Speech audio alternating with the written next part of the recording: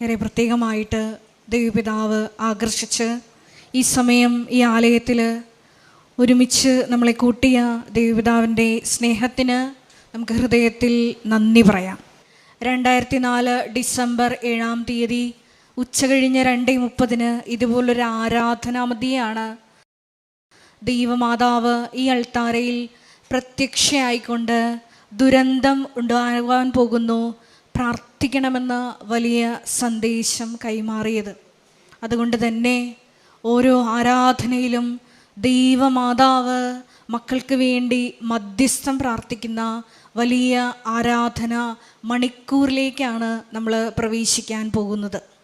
അതുകൊണ്ട് തന്നെ ഈശോയെ സ്നേഹിച്ചുകൊണ്ട് ഈ മണിക്കൂറിൽ ആയിരിക്കാൻ നമുക്ക് പ്രത്യേകം പരിശ്രമിക്കാം. വിശുദ്ധ യോഹന്നാൻ്റെ സുവിശേഷത്തിൽ നമ്മൾ വായിക്കുന്നത് പോലെ ആർക്കെങ്കിലും ദാഹിക്കുന്നുണ്ടെങ്കിൽ എൻ്റെ അടുക്കൽ വരട്ടെ, എന്നിൽ വിശ്വസിക്കുന്നവൻ്റെ ഹൃദയത്തിൽ നിന്ന് വിശുദ്ധ ലിഖിതം പ്രസ്താവിക്കുന്നത് പോലെ ജീവജലത്തിൻ്റെ അരുവികൾ ഒഴുകും.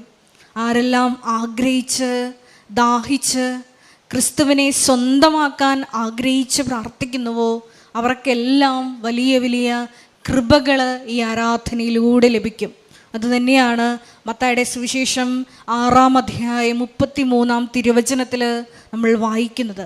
നിങ്ങൾ ആദ്യം അവിടുത്തെ രാജ്യവും അവിടുത്തെ നീതിയും അന്വേഷിക്കുവിൻ, ബാക്കിയുള്ളതെല്ലാം ചേർത്ത് നൽകപ്പെടും. നമ്മുടെ ഭൗതികമായിട്ടുള്ള വിഷയങ്ങളെല്ലാം അത് സെക്കൻഡറി ആയി കണ്ടുകൊണ്ട് ക്രിസ്തുവിനെ ലക്ഷ്യമാക്കി ജീവിക്കുവാനുള്ള വലിയ സാക്ഷ്യ ചെയ്ത് നയിക്കാനുള്ള വലിയ കൃപയ്ക്ക് വേണ്ടി പ്രാർത്ഥിച്ചുകൊണ്ട് ഈ ആരാധന മണിക്കൂറിൽ നമുക്കായിരിക്കാം. ഏറെ പ്രത്യേകമായിട്ട് ഈ ധ്യാനം നയിക്കുവാൻ പോകുന്ന കൃപാസനത്തിൻ്റെ സ്ഥാപക ഡയറക്ടറായ ബഹുമാനപ്പെട്ട VP ജോസഫ് അച്ഛനെ ദൈവപിതാവിൻ്റെ കരങ്ങളിൽ സമർപ്പിച്ച് ഒരു നിമിഷം നമുക്ക് പ്രാർത്ഥിക്കാം. ആരെല്ലാം ഈ ഉടമ്പടി ധ്യാനത്തിൽ വിവിധ സമയങ്ങളിൽ പങ്കെടുത്ത് പ്രാർത്ഥിക്കുന്നുവോ അവർക്കെല്ലാം ആവശ്യമായിട്ടുള്ള വചനങ്ങൾ, അവരുടെ ജീവിതത്തെ വിശുദ്ധീകരിക്കാനും ശക്തീകരിക്കാനും ആവശ്യമായിട്ടുള്ള വചനങ്ങൾ അച്ഛൻ്റെ അധരങ്ങളിലൂടെ പ്രദാനം ചെയ്യപ്പെടാനുള്ള വലിയ കൃപയ്ക്ക് വേണ്ടി ഒരു നിമിഷം നമുക്ക് പ്രാർത്ഥിക്കാം.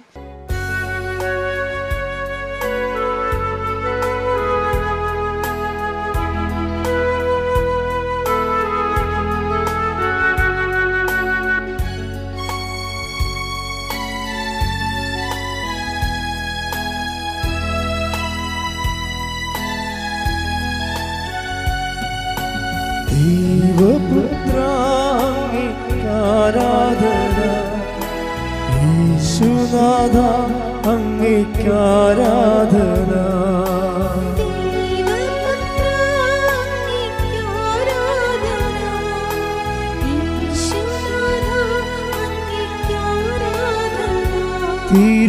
തിരുസന്നിധിയിൽ ഇന്നു വന്നിടുവാൻ കൃപ നൽകിയതാ അങ്ങേക്കാരാധന.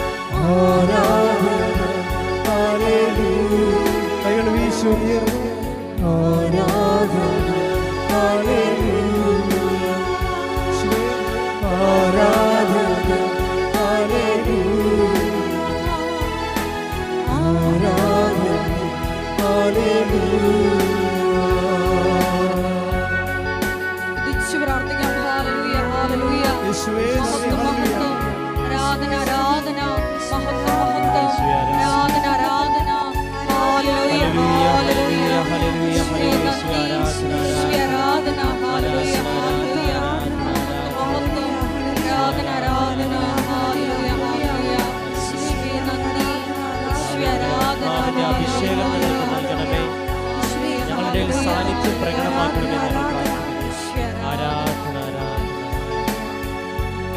പരിശുദ്ധ പരമ ദിവ്യകാരുണ്യത്തിന് നേരവും ആരാധനയും സ്തുതിയും പുകഴ്ചയും ഉണ്ടായിരിക്കട്ടെ. പരിശുദ്ധ പരമ ദിവ്യകാരുണ്യത്തിന് നേരവും ആരാധനയും സ്തുതിയും പുകഴ്ചയും ഉണ്ടായിരിക്കട്ടെ. പരിശുദ്ധ പരമ ദിവ്യകാരുണ്യത്തിന് നേരവും ആരാധനയും സ്തുതിയും പുകഴ്ചയും ഉണ്ടായിരിക്കട്ടെ. ആരാധന ഹല്ലേലൂയ ആരാധന ഹല്ലേലൂയ.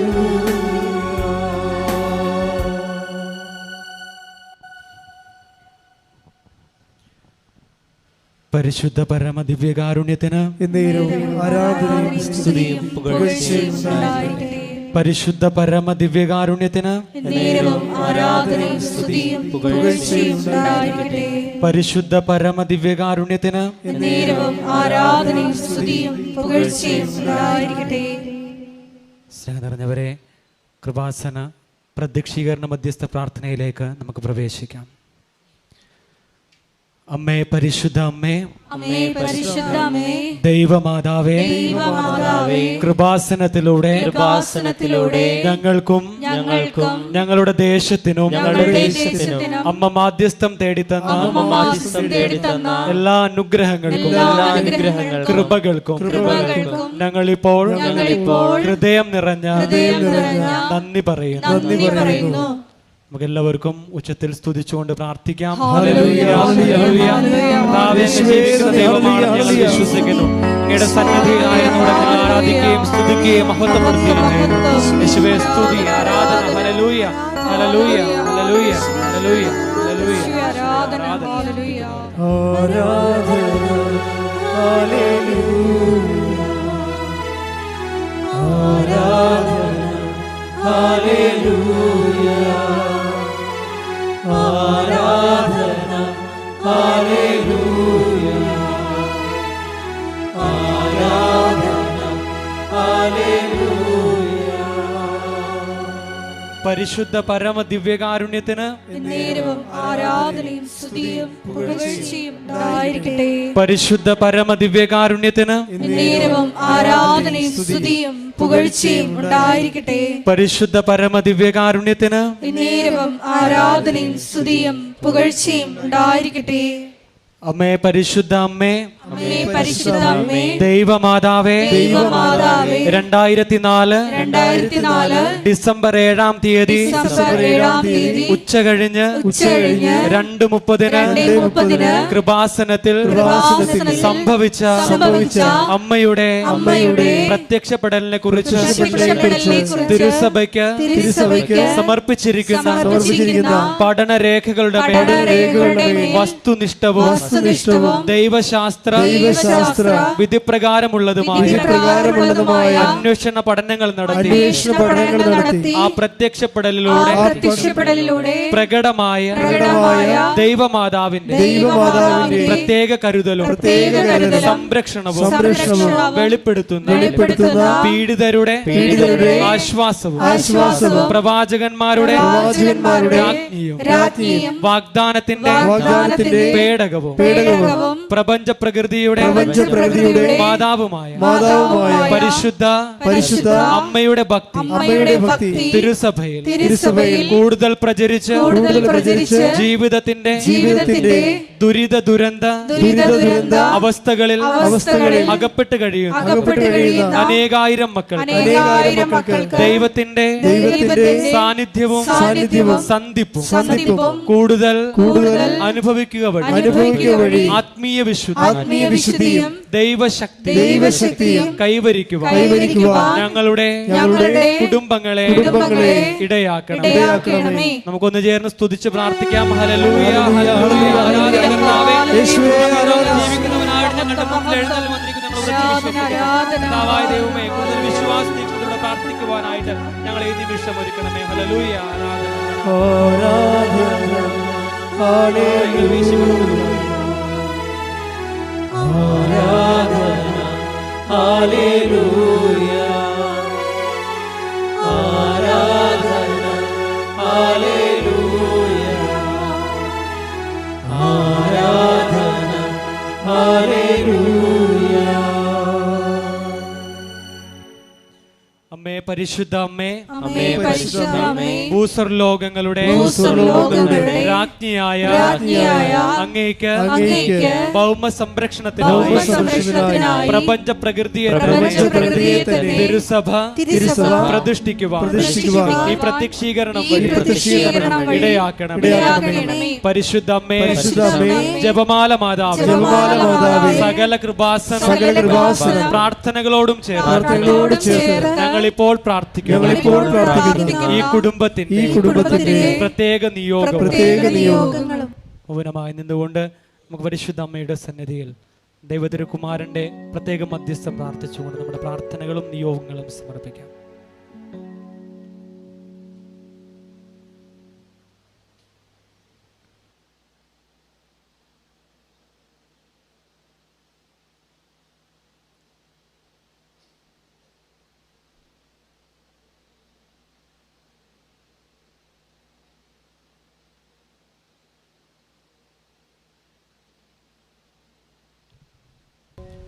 അമ്മയുടെ പ്രത്യക്ഷീകരണത്തിന്റെ ഈ അനുഗ്രഹവേളയിൽ ഞങ്ങൾക്ക് സാധിച്ചു തരുവാൻ കനിയണമേ.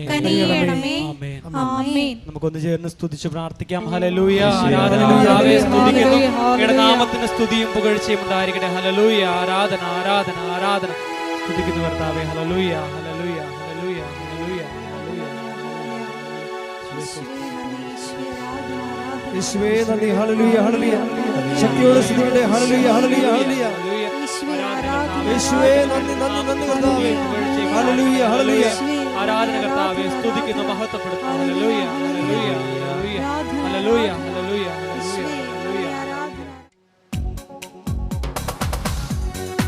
നമുക്ക് കരങ്ങളടിച്ചുകൊണ്ട് സന്തോഷത്തോടും സ്തുതികൾ നിറഞ്ഞുകൊണ്ടും നമുക്ക് ദൈവസന്നിധിയിൽ ദൈവത്തെ ആരാധിക്കാം.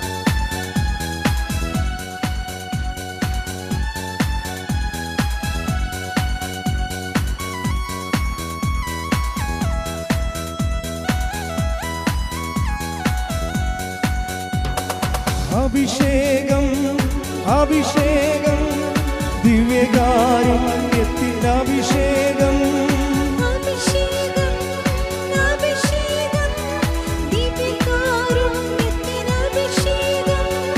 അഭിഷേകം അഭിഷേകം യേശുവിൻ ബലിയുടെ അഭിഷേകം. നമുക്ക് ഒരുമിച്ച് പാടാം.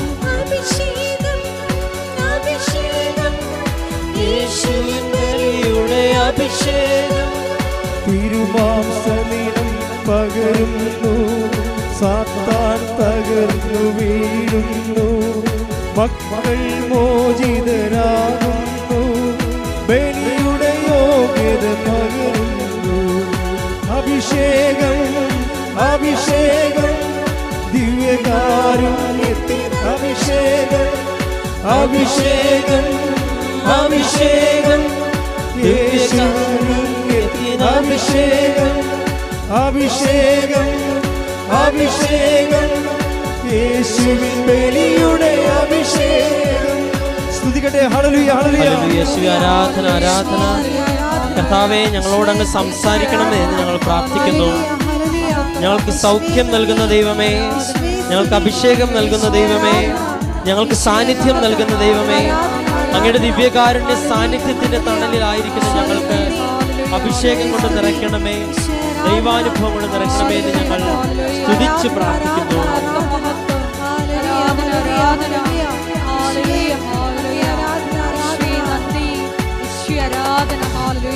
കൈകളടിച്ചുകൊണ്ട് സഹിയോൻ ശാലെ പകർന്നൊരഭിഷേകം, കാൽവരി മലയിൽ കുരിശിലെ അഭിഷേകം, സഹിയോൻ ശാലെ പകർന്നൊരഭിഷേകം, കാൽവരി മലയിൽ കുരിശിലെ അഭിഷേകം, എമ്മാവൂസിൽ കുർബാന അഭിഷേകം, തിബേരിയാസിൽ തീരത്തെ അഭിഷേകം, എമ്മാവൂസിൽ കുർബാന അഭിഷേകം, തിബേരിയാസിൽ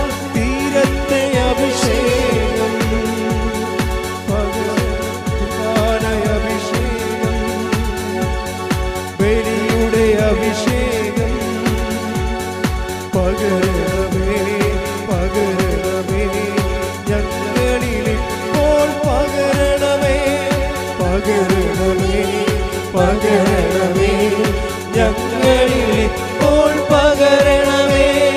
അഭിഷേകം അഭിഷേകം ദിവ്യകാരുണ്യത്തിൻ അഭിഷേകം, അഭിഷേകം അഭിഷേകം യേശുവിൻ ബലിയുടെ അഭിഷേകം. സ്തുതിക്കട്ടെ. ഹല്ലേലൂയ കർത്താവേ, അഭിഷേകം നൽകണമേ.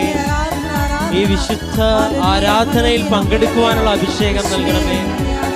ഞങ്ങൾക്ക് ആവശ്യമായ വചനങ്ങൾ ബഹുമാനപ്പെട്ട ജോസഫ് അച്ഛനിലൂടെ നൽകുവാനായിട്ട് ബഹുമാനപ്പെട്ട അച്ഛന് ആവശ്യമായ അഭിഷേകവും കൃപയും കൊണ്ട് നിറയ്ക്കണമേ. ഈ ആരാധനയിൽ പങ്കെടുക്കുന്ന ഓരോ വ്യക്തിയും കർത്താവിന്റെ വചനത്തിന്റെ അഭിഷേകത്തിൽ നിറയുവാൻ ഇടവരുത്തണമേ എന്ന് ഞങ്ങൾ പ്രാർത്ഥിക്കുന്നു.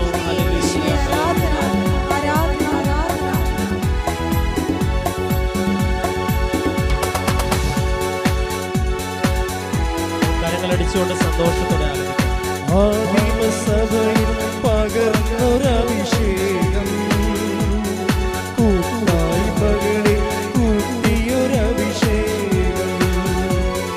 ആദിമസഭയിൽ പകർന്നൊരഭിഷേകം, കൂട്ടായ്മകളിൽ കൂട്ടിയൊരഭിഷേകം.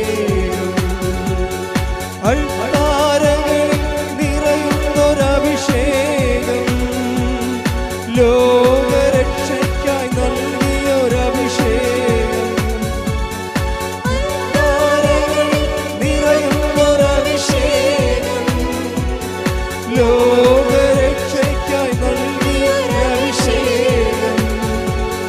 കുർബാനയഭിഷേകം, ബലിയുടെ അഭിഷേകം. പകരണമേ പകരണമേ, ഞങ്ങളിൽ ഇപ്പോൾ പകരണമേ. പകരണമേ പകരണമേ, ഞങ്ങളിൽ ഇപ്പോൾ പകരണമേ. അഭിഷേകം അഭിഷേകം ദിവ്യകാരുണ്യത്തിൻ അഭിഷേകം, അഭിഷേകം അഭിഷേകം യേശുവിൻ ബലിയുടെ അഭിഷേകം.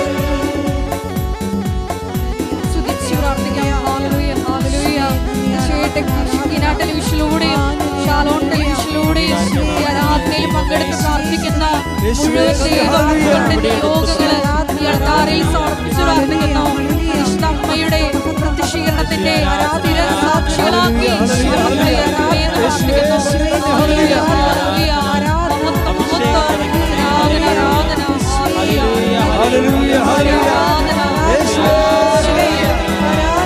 അഭിഷേകം അഭിഷേകം ദിവ്യകാരുണ്യത്തിൻ അഭിഷേകം, അഭിഷേകം അഭിഷേകം ദിവ്യകാരുണ്യത്തിൻ അഭിഷേകം, അഭിഷേകം അഭിഷേകം യേശുവിൻ ബലിയുടെ അഭിഷേകം.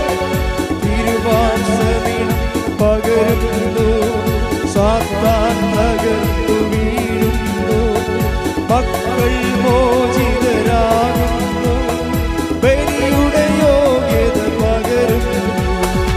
അഭിഷേകം അഭിഷേകം ദിവ്യകാരുണ്യത്തിൻ അഭിഷേകം, അഭിഷേകം അഭിഷേകം യേശുവിൻ ബലിയുടെ അഭിഷേകം.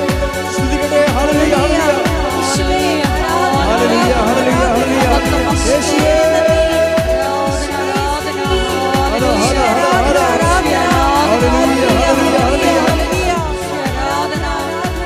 യേശുവേ. മുഴുവൻ മക്കളെയും ഒരിക്കൽ കൂടി അൾത്താരയിൽ സമർപ്പിച്ച് പ്രാർത്ഥിക്കുന്നു. പരിശുദ്ധ അമ്മയുടെ പ്രത്യക്ഷീകരണത്തിന്റെ സാക്ഷികളാക്കി ഹല്ലേലൂയ ഹല്ലേലൂയ മഹത്വം മഹത്വം. ദേവനാവേ നന്ദി, ദേവനാവേ മഹത്വം, ദേവനാവേ ആരാധന. ഹല്ലേലൂയ മഹത്വം മഹത്വം, ആരാധന ആരാധന.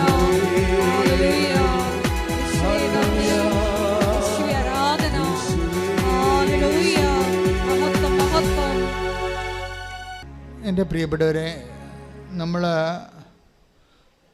ഉടമ്പടിയിൽ അതിന് 4-5 ഫീച്ചേഴ്സാണുള്ളത്. നമ്മൾ ഉടമ്പടിയിലാണോ അല്ലയോ എന്ന ഇൻഡിക്കേറ്റർ എന്താ? അല്ലെങ്കിൽ നമ്മുടെ ഉടമ്പടി ദൈവം അംഗീകരിച്ചിട്ടുണ്ടോ ഇല്ലയോ എന്നെങ്ങനെ അറിയാൻ പറ്റും? അതിന് കുറഞ്ഞത് ഒരു 4 ഫീച്ചേഴ്സ് ഉണ്ടാകും. ഒന്ന്, നിങ്ങൾക്കൊരു സങ്കടം വരികയാണെങ്കിൽ കമ്മ്യൂണിക്കേഷൻ ലെവലുണ്ടാവും. ഒരു കമ്മ്യൂണിക്കേഷൻ വരും. സാന്ത്വനത്തിൻ്റെ, ദൈവജനത്തിൻ്റെ പ്രത്യേകതയാണ് സാന്ത്വനം. അപ്പോൾ സാന്ത്വനത്തിൻ്റെ ഒരു കമ്മ്യൂണിക്കേഷൻ. അതുകൊണ്ടാണ് നിങ്ങളോട് എപ്പോഴും അരമണിക്കൂർ ബൈബിൾ വായിക്കണമെന്ന് പറയത്തില്ലേ? ഈ ആൾക്ക് സാന്ത്വനം കിട്ടുമ്പോൾ നമുക്കറിയാമല്ലോ, വേർഡ് ഓഫ് ഗോഡിലൂടെ മാത്രമേ ദൈവം കമ്മ്യൂണിക്കേറ്റ് ചെയ്യത്തുള്ളൂ സാധാരണ. അത് നിങ്ങൾക്ക് ആ ദൈവത്തിൻ്റെ സാന്ത്വനം കിട്ടാൻ വേണ്ടിയാണ് നിങ്ങൾ വചനം അരമണിക്കൂർ വെച്ച് എല്ലാ ദിവസവും വായിക്കാൻ പറയണത്. ഇൻ കേസ് എന്തെങ്കിലും കാഷ്വാലിറ്റി ഉണ്ടായി നിങ്ങൾ പെട്ടുപോയാൽ ദൈവത്തിൻ്റെ മനസ്സ് നിങ്ങളോട് പറയണത് വചനത്തിൻ്റെ മീഡിയ ഉപയോഗിച്ചിട്ടായിരിക്കും. അതുകൊണ്ടാണ് നിങ്ങളോട് പറയണത് നിങ്ങൾ അരമണിക്കൂർ വചനം വായിക്കണം. ഇഷ്ടമുള്ള സ്ഥലത്ത് നിന്ന് വായിക്കാം, അല്ല ആദ്യം മുതൽ അവസാനം വരെ വായിക്കണമെന്ന് നിർബന്ധമില്ല. തുറക്കുമ്പോൾ സങ്കീർത്തനമോ സുവിശേഷമോ എന്താണ് നിങ്ങൾക്ക് ദൈവം തരണത് അത് വായിക്കണം. വായിക്കുമ്പോൾ മനസ്സിലാകാതിരിക്കുന്ന ഒരു പ്രശ്നവും ഇല്ല. അത് ഈ കത്തോലിക്കർ മാത്രമേ പറയത്തുള്ളൂ മനസ്സിലാകണില്ലെന്ന്. ബാക്കി എല്ലാവരും പറയും പെട്ടെന്ന് മനസ്സിലാകുന്നുണ്ടെന്ന് പറയും. അത് നിങ്ങൾ അന്വേഷിച്ചാൽ മതി എന്താ കാര്യമെന്ന്. ഇത് വായിക്കാൻ ഭയങ്കര പാടാണ്, മനസ്സിലാകുന്നില്ലെന്ന് കൂടുതൽ എന്നോട് പറഞ്ഞിരിക്കുന്നത് എല്ലാം കത്തോലിക്കരാണ്. പെട്ടെന്ന് മനസ്സിലാകുമെന്ന് പറയുന്നത് ഹൈന്ദവ സഹോദരങ്ങളാണ്. എന്താ കാര്യത്തിനാൽ ഇതിൻ്റെ മനസ്സിലാകേണ്ടതൊരു അഭിഷേക തലമുണ്ട്. അതിന് ഒരു അഭിഷേക തലമുണ്ട്. ദൈവം നമ്മളോട് കമ്മ്യൂണിക്കേറ്റ് ചെയ്യണമാണ്. അതിന് ഉപയോഗിക്കുന്ന ലളിതമായ വാക്കുകളാണ് ബൈബിളിലുള്ളത്. ഞാൻ ഈ ദിവസം അനു വിജയൻ്റെ ഒരു സാക്ഷ്യം കേൾക്കിയിരുന്നു.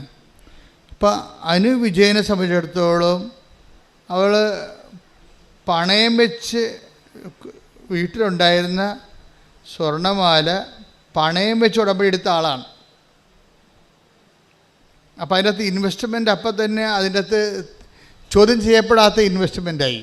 ഇതിൻ്റെ ഇൻവെസ്റ്റ്മെൻറ്റ് ലെവൽ സത്യസന്ധമായാൽ പെട്ടെന്ന് അടയാളങ്ങൾ സ്പീഡപ്പാകും. ദൈവത്തിന് ഒരു സംശയം തോന്നരുത്. ഓരോരുത്തരൊക്കെ ഉടമ്പടി എടുക്കുന്നുണ്ട്, ഇനിയിപ്പോൾ അതിൻ്റെ കുറവൊന്നും വേണ്ട, എന്താ നമുക്ക് ആലപ്പുഴ പോയേക്കാം എന്നൊക്കെ വിചാരിച്ച് അങ്ങനെ ഉടമ്പടി എടുക്കുന്നവരുണ്ട്. അപ്പോൾ അതിൻ്റെ ദൈവത്തിന് അറിയാം അതൊരു ഫേക്ക് കേസാണ്. അവർക്ക് ഇതുകൊണ്ട് വലിയ അത്യാവശ്യമൊന്നുമില്ല, അവർക്ക് അത്ര ഉണ്ട് വലിയ ഇതിനകത്ത് ആശ്രയിക്കണമെന്നുമില്ല. ഇപ്പോൾ എല്ലാവരുമൊക്കെ എടുക്കുന്നുണ്ടല്ലോ, കൂട്ടുകാരും നാട്ടുകാരൊക്കെ എടുക്കുന്നുണ്ട്. ഇനിയിപ്പോൾ അതിൻ്റെ ഒരു കുറവ് നമുക്കുണ്ടാവേണ്ടെന്ന് വിചാരിച്ചുകൊണ്ട് ഒരു സാധാരണ ലെവലിലെടുക്കും. അപ്പോഴും നമ്മൾ എപ്പോഴും നമ്മൾ ശ്രദ്ധിക്കേണ്ടതേ, എപ്പോഴും ഉടമ്പടി ശ്രദ്ധിക്കേണ്ടത്, ഇത് എപ്പോഴും അച്ഛൻ പറഞ്ഞ ഒരേ വാക്കാണ്, ഇതൊരു ബൈലാറ്ററൽ എഗ്രിമെൻ്റാണ്. ഉഭയകക്ഷി ആയിട്ടുള്ളൊരു ധാരണാപത്രമാണ്. എന്ന് വെച്ച് കഴിഞ്ഞാൽ നമ്മളൊരു കക്ഷിയാണ് അവിടെ. പ്രാർത്ഥനയും നമ്മളൊരു കക്ഷിയല്ല. ആർക്കും വേണ്ടി പ്രാർത്ഥിക്കാം. അതിനകത്ത് കമ്മിറ്റ്മെൻറ്റ്സ് ഒന്നുമില്ല, നിബന്ധനകളൊന്നുമില്ല. ഉടമ്പടി വരുമ്പോൾ നമ്മളൊരു ഈക്വൽ പാർട്ട്ണറായിട്ട് വരും, ഒരു തുല്യ പങ്കാളിയായിട്ടാണ് വരുന്നത്.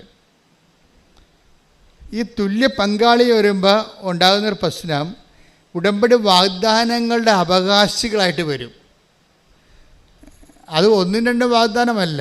ദൈവം ലോകം സൃഷ്ടിച്ച കാലം മുതൽ മനുഷ്യരാശിയുടെ വ്യത്യസ്തങ്ങളായ കാലാവസ്ഥയ്ക്ക് ഉണ്ടായിട്ടുള്ള പ്രതിസന്ധികളെ അതിജീവിക്കുന്നതിന് വേണ്ടി അതാത് കാലത്ത് കൊടുത്തിരിക്കുന്ന അപ്ഡേഷനോട് കൂടിയിട്ടുള്ള വാഗ്ദാനങ്ങൾക്ക് മുഴുവൻ നമ്മൾ അവകാശികളായിട്ട് വരികയും. അപ്പോൾ ഉടമ്പടി എടുക്കുമ്പോൾ നമുക്ക് സാധാരണ പ്രാർത്ഥിക്കുന്ന പോലെ പ്രാർത്ഥിക്കുമ്പോൾ ഇതിനെക്കുറിച്ച് we are not bother about it. അറിയത്തില്ല നമുക്ക് ഇതിൻ്റെ അകത്ത് എന്ത് പ്രാർത്ഥിക്കുമ്പോൾ ഒരു വിഷയം വന്ന് നമ്മൾ പ്രാർത്ഥിച്ചു, അത്രേ ഉള്ളൂ. അത് കിട്ടിയാൽ കിട്ടും, അല്ലെങ്കിൽ പോകാം. പക്ഷേ ഉടമ്പടി അത് പോകത്തില്ല, പോകേണ്ട കാര്യമില്ല. കാര്യം അത് ബൈലാറ്ററൽ എഗ്രിമെൻറ്റാണ്. പിന്നെ നമുക്ക് വരുന്ന ഒരു സീരിയസ്നെസ് എന്ന് പറയണത്, നമ്മൾ ഉടമ്പടിയിൽ നമ്മൾ ആ നിബന്ധനകളെ കൃത്യമായിട്ട് പാലിച്ചെന്ന് നമ്മൾ ഉറപ്പ് വരുത്തണം. അപ്പോൾ ഉറപ്പ് വരുമ്പോൾ നമ്മുടെ ക്ലെയിം കൂടിക്കൊണ്ടിരിക്കും. അങ്ങനെ ക്ലെയിം. അതുകൊണ്ടാണ് ഞാൻ ഈ അച്ഛൻ പറഞ്ഞത് കണ്ണ് കാണാൻ പാലാത്തവരൊക്കെ ഒന്ന് ഉടമ്പടി എടുക്കണമെന്ന് പറഞ്ഞതിൻ്റെ കാര്യം. അവരാദ്യം കണ്ണ് കാണാൻ വേണ്ടി പ്രാർത്ഥിക്കും. ബൈബിൾ ഇപ്പോൾ എൻ്റെ അടുത്ത് വരും, ബൈബിൾ വായിച്ചാൽ ഇല്ല കണ്ണ് കാണാൻ പാടില്ല. ഞാൻ പറഞ്ഞ് വീട്ടിലിരിക്കാൻ പറ്റും, വല്ല കാര്യമുണ്ടോ കെട്ടിയെടുത്തിട്ട് വരാൻ?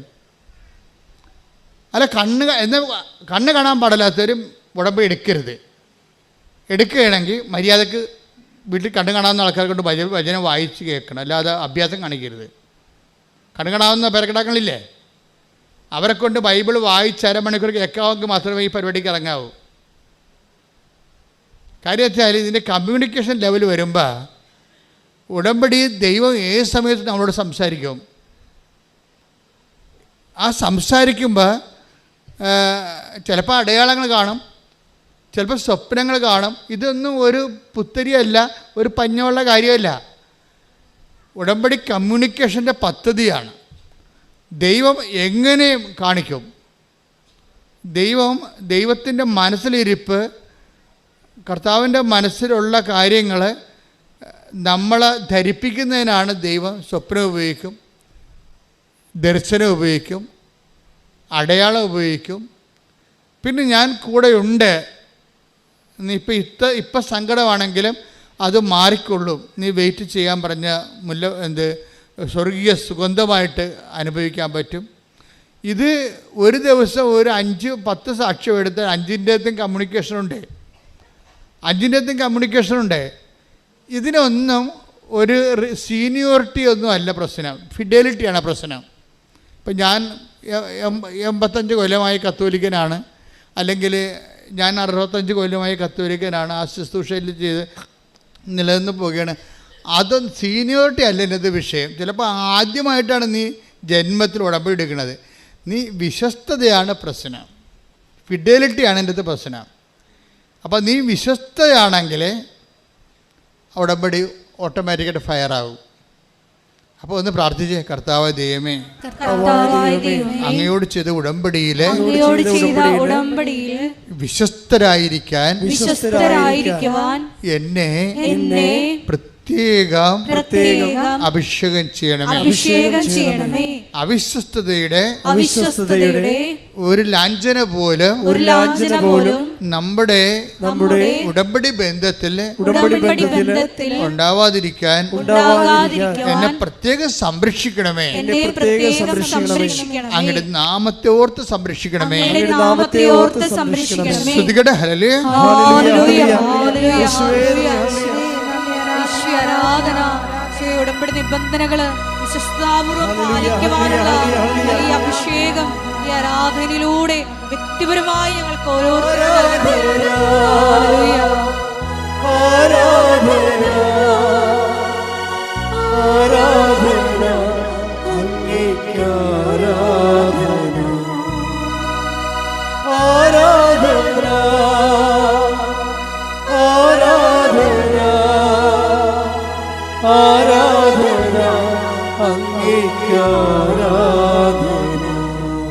പരിശുദ്ധ പരമ ദിവ്യകാരുണ്യത്തിന് പരിശുദ്ധ പരമ ദിവ്യകാരുണ്യത്തിന്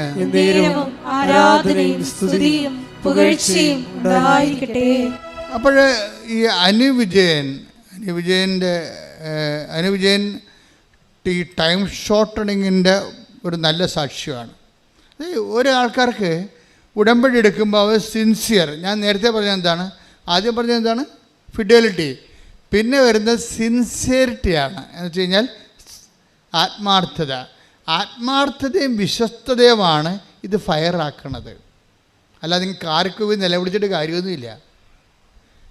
ഇപ്പോൾ ചില ആൾക്കാർക്ക് വിചാരിക്കും നിലവിളിച്ച് ദൈവത്തെ പഠിപ്പിക്കാവുന്ന ഒരു കണിയും നടക്കത്തില്ല.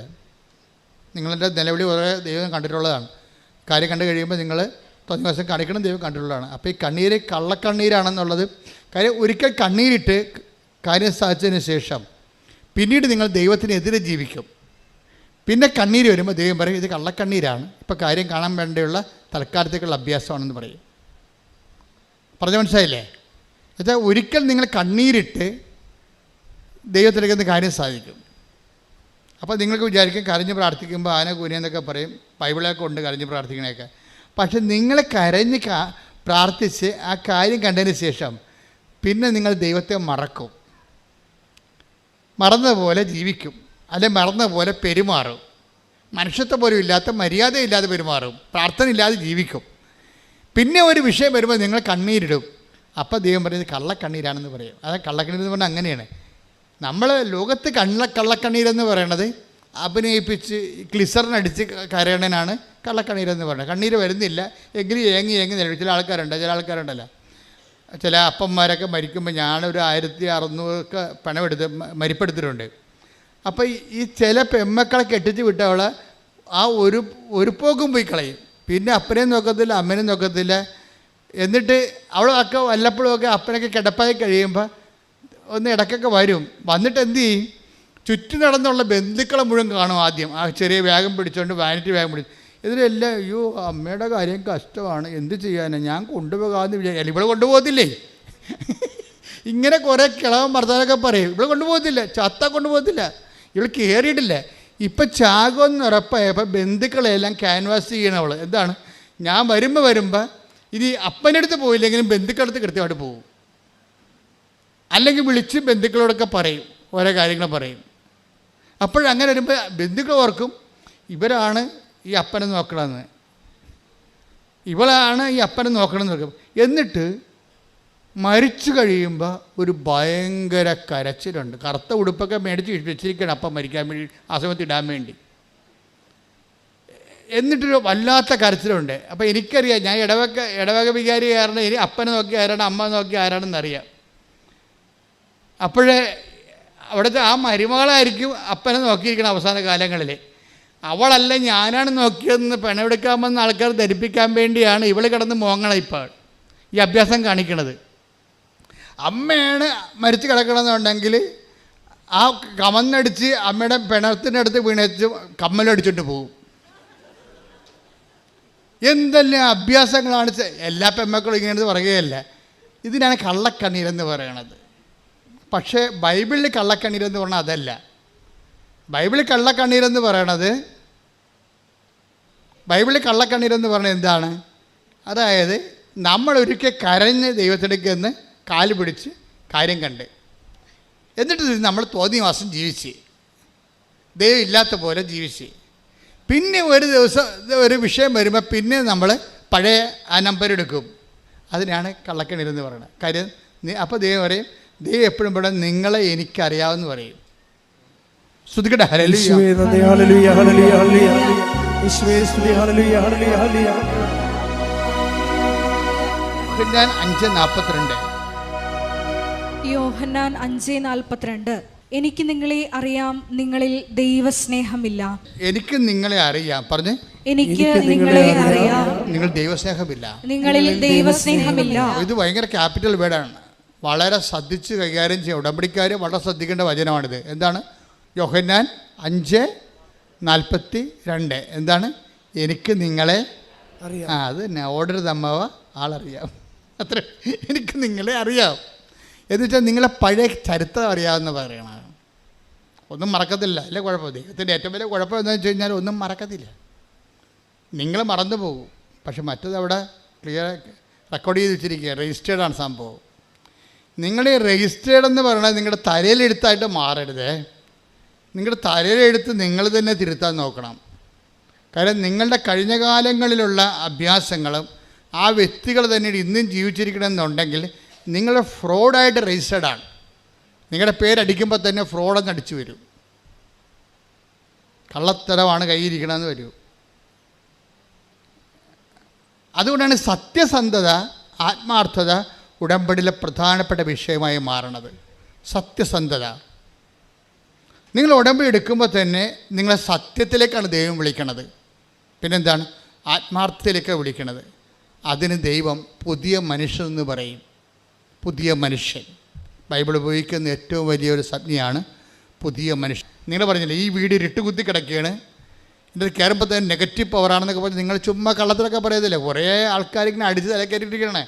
അവിടെ നെഗറ്റീവ് പവറാണ്. ഒരു മണ്ണാങ്കട്ടയില്ല. മര്യാദക്ക് നിങ്ങൾ സത്യസന്ധരായി കഴിഞ്ഞാൽ, ദൈവദൃശ്യം ആത്മാർത്ഥമായി കഴിഞ്ഞാൽ വെളിച്ചം എങ്ങനെ വരുമെന്നറിയാം. ഇപ്പം അനുവിജയം തന്നെ എന്താ പറയണത്, എൻ്റെ വീട്ടിൽ ഇരുട്ടായിരുന്നു, ഇപ്പോഴും കർത്താവിൻ്റെ വെളിച്ചം വീശെന്നാണ് പറഞ്ഞത്.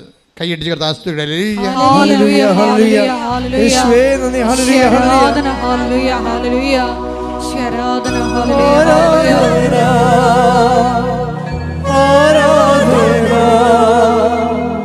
ആരാധന അങ്ങേയ്ക്കാരാധന, ആരാധന ആരാധന ആരാധന അങ്ങേയ്ക്കാരാധന. പരിശുദ്ധ പരമദിവ്യകാരുണ്യത്തിന് നേരവും ആരാധനയും സ്തുതിയും പുകഴ്ചയും ഉണ്ടായിരിക്കട്ടെ. വായിച്ചോളൂ. വെളിപാട് 21:1. ഒരു പുതിയ ആകാശവും പുതിയ ഭൂമിയും ഞാൻ കണ്ടു. ആദ്യത്തെ ആകാശവും ആദ്യത്തെ ഭൂമിയും കടന്നുപോയി, കടലും അപ്രത്യക്ഷമായി. കടലും അപ്രത്യക്ഷമായെന്ന് പറയുമ്പോഴേ, ബൈബിളിൽ എപ്പോഴും ഈ കടല് സങ്കടങ്ങളുടെ ഒരു പ്രതീകമാണ്. ഈ സങ്കടങ്ങൾ അപ്രത്യക്ഷമാകുന്ന ഒരു സമയമുണ്ട്. ഒരു വ്യക്തി ദൈവസ്നേഹം നിറഞ്ഞ് ആ ദൈവസ്നേഹത്തിൽ ആന്തരിക അഭിഷേകം കിട്ടിക്കഴിഞ്ഞാൽ നിലവിലുള്ള സങ്കടമായിട്ട് അനുഭവിക്കാത്തൊരവസ്ഥ വരും. ഇതിനാണ് പുതിയ ആകാശം എന്നൊക്കെ പറയണത്. നമ്മുടെ മുമ്പിലുള്ള അപ്പൻ രോഗിയായിട്ടായിരിക്കാം, ചിലപ്പോൾ രോഗം മാറി കാണത്തിലിരിക്കും, പക്ഷെ നമ്മൾ മാറി ആ രോഗത്തെ കാണാനുള്ള നിരാശ, സങ്കടം, അതുപോലെ തന്നെ ഡിപ്രഷൻ, ഇങ്ങനെ കുറേ സാധനങ്ങൾ മാറി പുതിയ ആകാശത്തിലേക്ക് വരികയാണ്. നമ്മൾ പ്രാർത്ഥിക്കുക. കർത്താവായ ദൈവമേ, കർത്താവായ ദൈവമേ, അങ്ങയോടുള്ള സ്നേഹത്താൽ അങ്ങയുടെ വചനം സത്യസന്ധമായി ആത്മാർത്ഥമായി പാലിക്കുന്നതിലൂടെ അങ്ങയോട് ചെയ്ത ഉടമ്പടിയിൽ വിശ്വസ്തയായി ജീവിക്കുന്നതിലൂടെ എനിക്ക് ദൈവസ്നേഹത്തിന്റെ ആന്തരിക അഭിഷേകം നൽകണമേ. ശ്രുതികട ഹല്ലേലൂയ, ഹല്ലേലൂയ. ഉടമ്പടി നിബന്ധനകള് പാലിക്കുന്നതിലൂടെ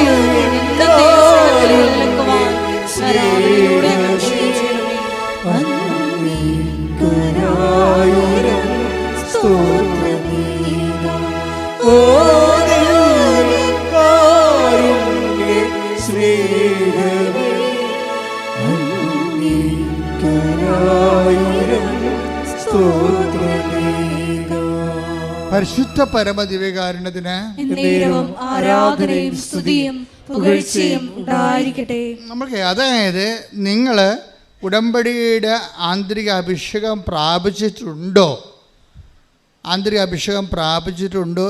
ഇല്ലയോ എന്നറിയണമെങ്കിൽ നഷ്ടപ്പെടുമ്പോൾ ഒരു പത്രം നിങ്ങൾ കൊടുക്കുകയാണ്. അപ്പോൾ മഴയാണ്, ഓട്ടോറിക്ഷക്കാരുടെ അടുത്താണ് പോയി പത്രം കൊടുക്കണമെന്ന് വിചാരിച്ചോ, അല്ലെങ്കിൽ വീട്ടിൽ പത്രം കൊണ്ട് ഇറങ്ങിയപ്പോൾ അപ്പൻ നിങ്ങൾക്കെതിരാണ്. അപ്പോൾ അപ്പൻ എവിടെയെങ്കിലും പോട്ടെ, എന്നിട്ട് ഞാൻ പത്രം കൊണ്ട് ഇറങ്ങാം. അല്ലെങ്കിൽ അപ്പൻ ചുമ്മാ വേണമെങ്കിൽ എൻ്റെ തന്തയ്ക്ക് വിളിക്കും, പുള്ളിയെ തന്നെയാണ് വിളിക്കണമെങ്കിലും വെറുതെ എന്തിനാണ് തന്തയ്ക്ക് വിളിയാക്കണം, അപ്പനെ തന്നെയാണ് വിളിക്കണത് അപ്പൻ. പക്ഷേ എന്തിനാണ് രാവിലെ പുള്ളിക്ക് പണിയുണ്ടാക്കുന്നത്? പുള്ളി പോട്ടെ പോയിട്ട് പത്രം കൊണ്ട് ഇറങ്ങാമെന്ന് വിചാരിക്കും. അപ്പോൾ പോകുമ്പോഴും നിങ്ങളുടെ ഉള്ളിൽ ഉൾക്കണ്ട, നിങ്ങളുടെ വികാരം എന്താണ് ഉള്ളിൽ? ഉൾക്കണ്ട, സങ്കടം വല്ലതും കാണുക, വല്ലതും പറയുക, ഇത് എങ്ങനെയെങ്കിലും ഒന്ന് കൊടുത്ത് തീർത്താൽ മതിയായിരുന്നു ഈ സാധനത്തിന്. അപ്പോൾ നിങ്ങൾ കവനൻ്റിലായിട്ടില്ല. കവനൻ്റിലാകണമെങ്കിൽ സന്തോഷം ഫീൽ ചെയ്യും. നഷ്ടപ്പെടുന്ന എല്ലാത്തിനും രോഗികളെ കാണാൻ പോകുമ്പോൾ ഭയങ്കര പ്രസരിപ്പായിരിക്കും. നിങ്ങൾ കവനൻ്റിലാണോ ഇല്ലേ എന്നുള്ള ഇൻഡിക്കേറ്ററാണ് ഞാൻ സംസാരിക്കുന്നത്. ഇപ്പോൾ ഇൻഡിക്കേറ്റർ ഓഫ് കവനൻസ്, അതായത് കവനൻ്റിലാണോ ഇല്ലയോ എന്നുള്ള സൂചന. അതിൽ ഒരു സാധനം ആന്തരിക സന്തോഷമാണ്. രോഗികളെ കാണാൻ പോകുന്നു, അല്ലെങ്കിൽ രോഗികളുടെ അനാഥാലയത്തിൽ പോയി നഖം വെട്ടി കൊടുക്കുന്നു, ഉടുപ്പരക്കി കൊടുക്കുന്നു. അപ്പോൾ നമുക്ക് ത്രില്ലടിക്കും, നമുക്ക് ഉള്ളിൽ ഭയങ്കര സന്തോഷം തോന്നും നമുക്ക്. അപ്പോൾ ആന്തരിക സന്തോഷം. അപ്പോൾ ദാറ്റ് മീൻസ് നിങ്ങൾക്ക് ആത്മാവിൻ്റെ കൃപ കിട്ടി, നിങ്ങൾ കർത്താവിൻ്റെ ലൈനിൽ ഉടമ്പടിയിലാണ്. അതറിയണമെങ്കിൽ മത്തായിയുടെ സുവിശേഷം 13:44 എടുത്ത് ശ്രുതിക്കട്ടെ. ഹല്ലേലൂയ.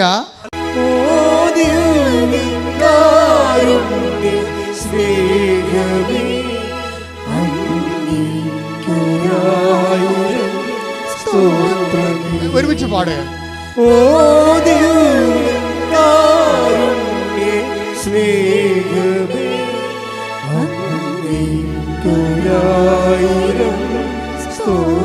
ഒരുമിച്ച് പാടാം.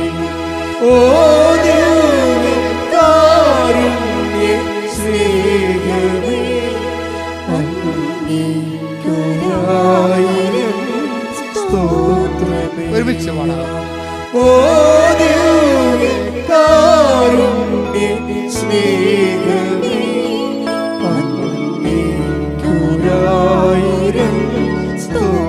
ശ്രുതിക്കട്ടെ. ഹല്ലേലൂയ. ഹല്ലേലൂയ. ഹല്ലേലൂയ.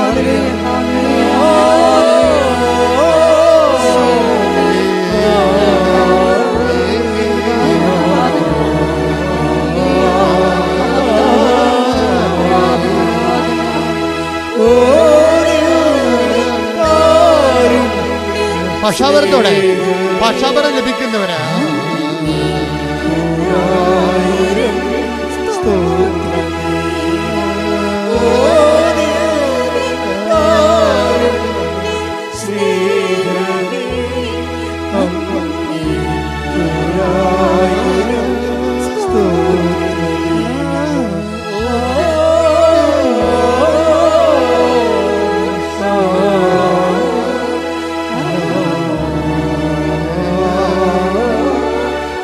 ദൈവസ്നേഹത്തോടെ ദിവ്യകാരുണ്യ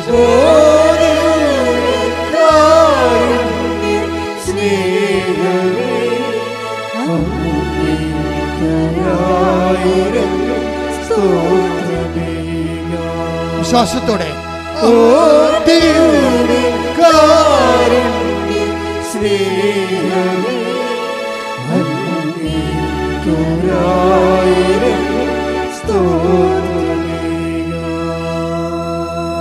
ആന്തരികമായ സന്തോഷം പാടുമ്പോഴും ഉണ്ടാകണം. ഒക്കെ ഫീൽ ചെയ്യണം.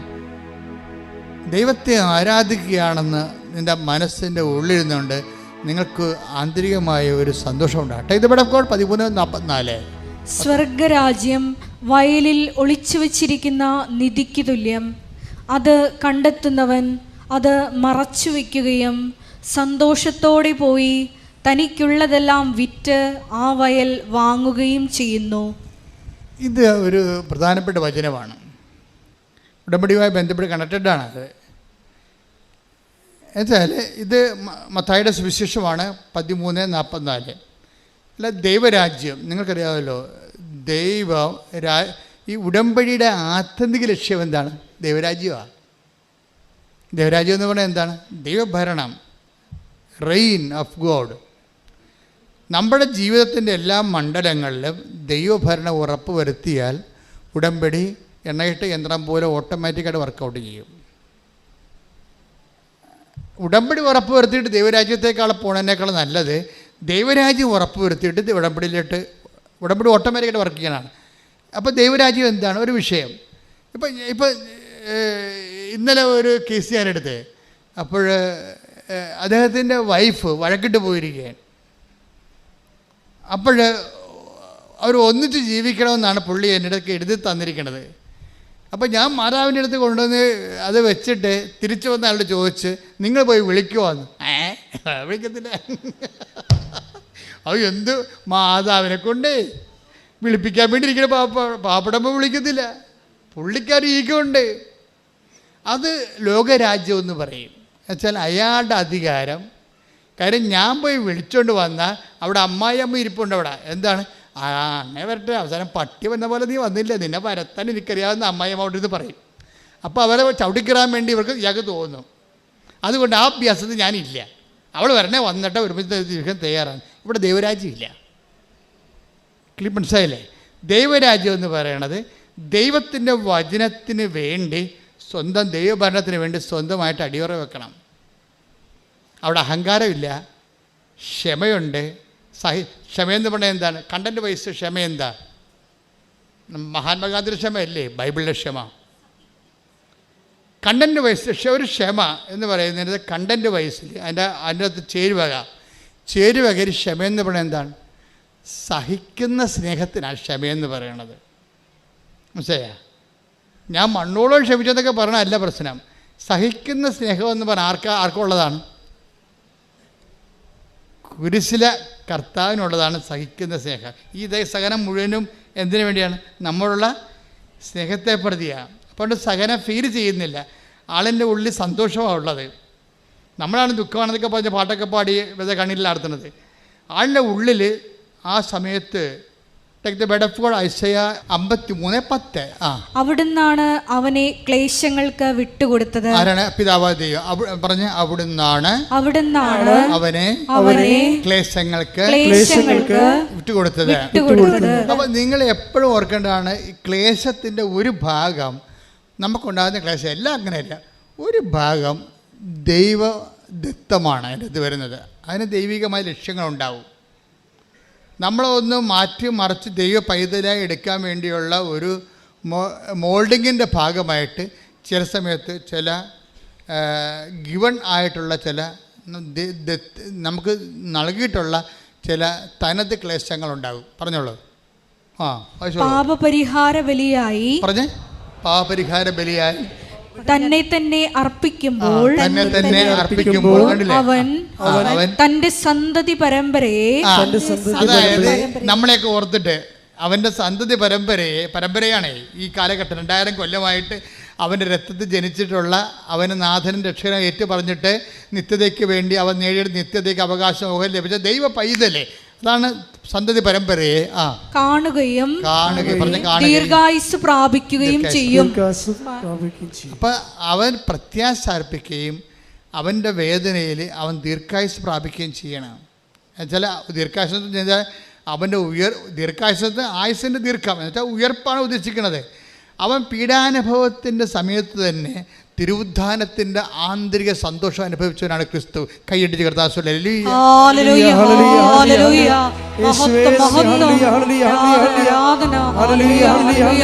നമ്മുടെ ജീവിതത്തിലെ ക്ലേശ കാലഘട്ടങ്ങളിൽ വിശ്വാസം പ്രഖ്യാപിക്കുവാനുള്ള നൽകണമേ.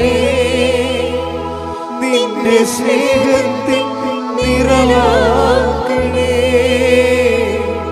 എന്നെ കുരിശോളം വലുതാക്കണേ, നിന്റെ സ്നേഹത്തിൻ നിഴലാക്കണേ. പരിശുദ്ധ പരമദിവ്യകാരുണ്യത്തിന് ആരാധനയും സ്തുതിയും പുകഴ്ചയും ഉണ്ടായിരിക്കട്ടെ. അപ്പൊ എൻ്റെ മക്കൾ എപ്പോഴും ശ്രദ്ധിക്കേണ്ടതാണ്, ഈ ഐസയ 53:10 മറന്നു പോകരുത്. അതായത് നമ്മുടെ ക്ലേശങ്ങളിൽ തന്നെ, ഓരോ ക്ലേശങ്ങളും തന്നെ നമ്മുടെ തിരുവുദ്ധാനത്തിൻ്റെ വിത്തുകൾ ഉൾപ്പെട്ടിട്ടുണ്ടത്. പക്ഷെ നിങ്ങൾ ക്ലേശങ്ങളെ ക്രിസ്തുവിൻ്റെ നാമത്തെ പ്രതി ദൈവസ്നേഹത്തോടെയാണ് ക്ലേശങ്ങളെ അക്സെപ്റ്റ് ചെയ്യേണ്ടത്. ആ ഒരു ഫോർമാറ്റ് തന്നെയാണ് ഈ 13:44 എന്താണ് 13:44 എന്താ പറയണത്? നിങ്ങൾ ദൈവരാജ്യം കണ്ടെത്തി കഴിഞ്ഞാൽ പിന്നെന്ത് ചെയ്യും? ദൈവരാജ്യം എന്ന് പറഞ്ഞത് ക്രിസ്തുവാണേ. അതായത് നമ്മുടെ ജീവിതം ഇപ്പം തന്നെ ഈ മനുഷ്യൻ കർത്താവിൻ്റെ നാമത്തെ പ്രതി ഞാൻ പോയി ജീവിത പങ്കായി വിളിച്ചുകൊണ്ട് വരും. അമ്മായിയമ്മെന്ന് പറഞ്ഞാലും നാളെ ഞാൻ വിളിച്ചുകൊണ്ട് വന്ന കാരണം ഭാര്യ ചില മുഷ്കത്തടമൊക്കെ വീട്ടിൽ കാണിക്കുക. ചില പെണ്ണുങ്ങളെ നിങ്ങളൊന്നും അല്ല കേട്ടോ, നിങ്ങൾക്ക് എന്നെ കണ്ണു പിടിച്ച് നോക്കേണ്ട കാര്യമില്ല. ചില പെണ്ണുങ്ങളെ നമ്മൾ വിളിച്ചുകൊണ്ട് പോയി കഴിഞ്ഞാൽ അവൾ വന്നാൽ പിന്നെ നമ്മുടെ തലയിൽ കയറിയിരിക്കും. അത് ഇയാൾക്കറിയാം, ചില പെണ്ണുങ്ങളുടെ സ്വഭാവമാണെന്നറിയാം. അപ്പോൾ അതുകൊണ്ട് അവൾ ഞാനേ വരട്ടെ, ഞാൻ സ്വീകരിച്ചോളാം, അപ്പോൾ അടങ്ങി ഒതുങ്ങി വീട്ടിൽ കഴിയുമല്ല എന്നാണ് ഇയാൾ പറയണത്. പക്ഷെ അതിനകത്ത് ദൈവരാജ്യമില്ല. ദൈവരാജ്യം എന്താണ്? ഇവളോ ഇവളുടെ അമ്മയോ ഇവൻ്റെ ജീവിതമോ ഇവളല്ല എൻ്റെ കക്ഷി ആരാണ്? ക്രിസ്തുവാണ്. ക്രിസ്തുവിനെ പ്രതി ഞാൻ പോകും. നാണം കെട്ടാലും ആക്ഷേപം സഹിച്ചാലും അത് ക്രിസ്തുവിൻ്റെ സഹനത്തിൻ്റെ കൂടെ വെക്കുമ്പോൾ ക്രിസ്തുവിൻ്റെ പുനരുദ്ധാനം ഞാൻ അവകാശിയാക്കും. കൈയടിച്ച് ശ്രദ്ധിക്കട്ടെ. ഹല്ലേലൂയ.